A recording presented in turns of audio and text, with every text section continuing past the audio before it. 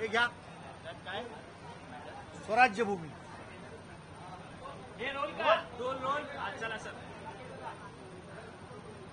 स्वराज्य हा माझा जन्मसिद्ध हक्क आहे आणि तो मी मिळवणारच असं इंग्रजांना ठणकावून सांगणारे लोकमान्य बाळ गंगाधर टिळक, इंग्रजांच्या विरोधात जहाल लेखन करणारे आणि कारावासामध्ये गीता रहस्य हा ग्रंथ लिहिणारे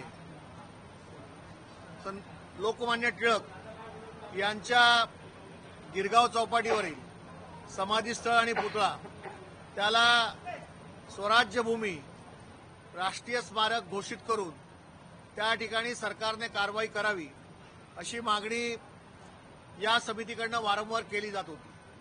मुंबई महानगरपालिकेने यासंबंधी ठराव मंजूर करून राज्य सरकारकडे पाठवला आहे. राज्य सरकारने याबाबत निर्णय देखील घेतला, परंतु 2014 मध्ये तत्कालीन मुख्यमंत्री यांनी कारवाई करतो असं सांगून अद्यापपर्यंत स्वराज्य भूमी राष्ट्रीय स्मारक करण्याबाबत गिरगाव चौपाटीवरती कुठचीही कारवाई झाली नाही आणि हे आज औचित्याच्या मुद्द्याद्वारे सरकारचं लक्ष याकडे वेधलेलं आहे.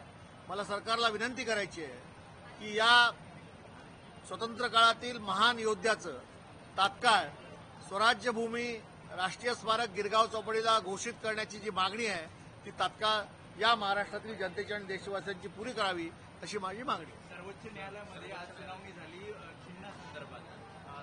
असं सांगण्यात आले की 16 जुलै पुढची तारीख आहे. स्थानिक स्वराज्य संस्थांच्या निवडणुकांसाठी पुन्हा एकदा तुम्हाला धनुष्यबाण चिन्ह हवंय. असं आहे की या कोर्टाच्या बाबीबद्दल तांत्रिक बाब असल्यामुळे आम्ही निश्चितच आमचे जे वकील आहेत त्यांच्याशी बोलून वरिष्ठ आमचे जे आहेत त्यांच्याशी चर्चा करून येणाऱ्या तारखेला याबाबत निश्चित आपण याबद्दलची बाजू आम्ही मांडू. तातडीनं सुनावणी व्हावी असं कोर्टाने तुमच्या वकिलांनी म्हटलं. 100% चिन्ह आमचं आहे ते आम्हाला मिळालं पाहिजे आणि म्हणूनच तातडीने सुनावणी व्हावी असं आमची मागणी आहे. कारण आमचं चिन्ह आणि नाव चोरलंय ते मागणं हा गुन्हा आहे का?